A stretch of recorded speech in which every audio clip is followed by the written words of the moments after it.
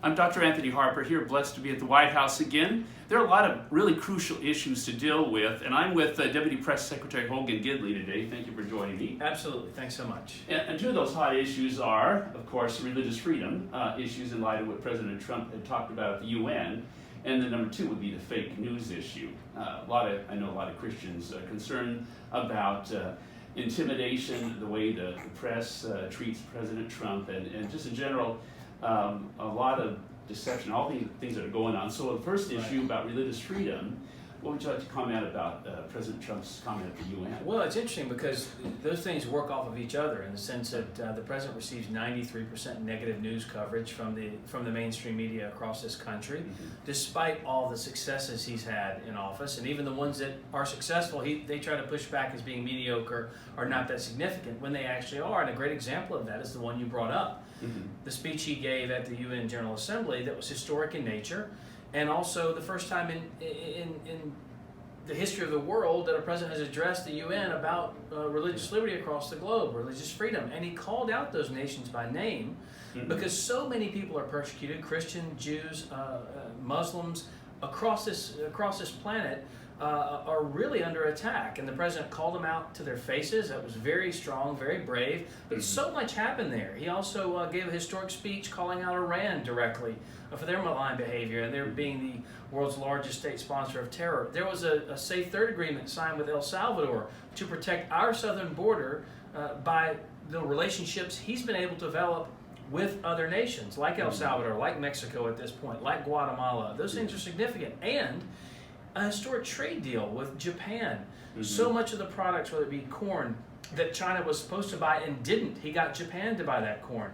Wheat, dairy products, pork, e-commerce, all of those things were going on, and the media really didn't report on it much at all because they would rather, attack him in some way without evidence and without cause instead of focusing on all the good this president has done. And that Japan thing is very significant because he actually got the deal at the G7.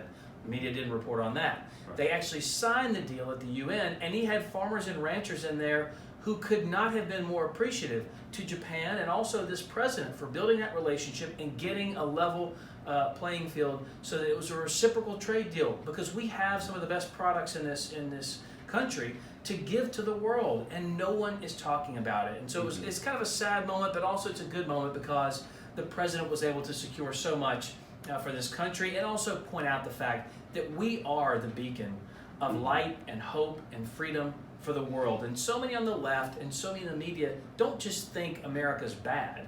They think that we're the cause of so much strife and pestilence across this planet, and we are not. Yeah, it's so amazing, as far as the presence of, persecution around, so especially focused on Jews and Christians that seem to get the brunt of the attacks, including not only when they're alive, but of course desecrating their cemeteries. So I mentioned about that, but overall, it's a really serious concern. The founding fathers are really concerned about religious freedom. Sure, but look, whether it's the Golan Heights or actually moving the embassy to Jerusalem, things that politicians promised forever and didn't do, this president actually comes in and does it.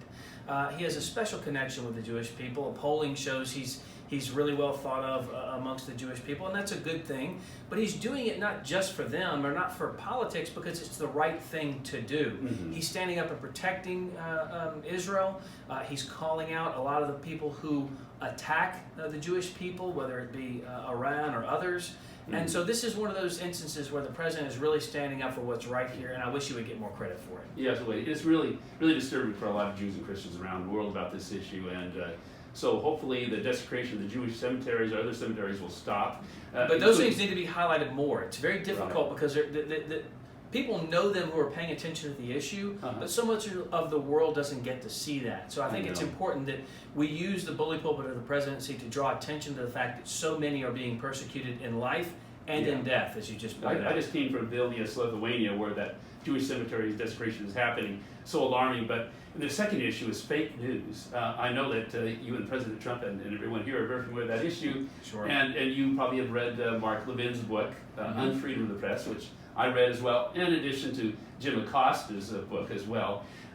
really polar opposite views on this issue. So what would you like to share from President Trump's view on the issue of fake news? I don't know if he's read Mark Levin's book. I don't know if he has yet or not either, and I haven't read it yet. But listen, I used to be a journalist, and one of my favorite professors was an atheist communist. But he would fail you in 2 seconds if you used an editorialized word or offered an opinion in a story. And I learned to never do that. Even though I was on the right, I didn't offer my opinion to sway anybody to the right either. My job as a journalist was to report the news and let people tell their side of the story, and then let the viewers decide on their own merits of the story, and that's what's important. Today, what you have so often, go look at the Twitter feed. Go look up who out here is in the press corps. Look up their Twitter feeds and look at the snarky comments. Look at the editorializing. Look at the opinions. It's not news anymore, and that's what's so troubling. And here's the thing: we don't care if you have your own opinions, and we don't care. I mean, we have freedom of speech. You can have your own opinions. You can write about those opinions, but let's put them where they belong in the opinion pages. Don't masquerade your editorializing and your own opinions as news, because it's not. It's a disservice to the American people. Quite frankly, it's a dereliction of duty for journalists. You have a lot of power as a journalist, but with that power comes a lot of responsibility. And so often now the model is to offer that opinion and to denigrate and try and downsize anyone who's above you to get ahead. And what happens is, so often these news networks, they promote you for being that way. They promote you for offering opinion. It's fine to get into an argument with the White House. It's fine to call us to account and say, answer these questions, and we'll do it. This president's more accessible than any president in history. You see people flowing in and out of my office every day. We do this on a daily basis. We're happy to give them information. But once we give you the information, it's your job to just report what we said, not to offer your own opinion on it. But that happens all too often, and that's what's so sad. To follow up on this issue about fake news, I'm with Deputy Press Secretary Hogan Gidley here, and as I said here in closing, it's very alarming what is going on. I've witnessed a lot of tension here in the White House, and most recently last Friday with the attack on President Trump through Kellyanne Conway.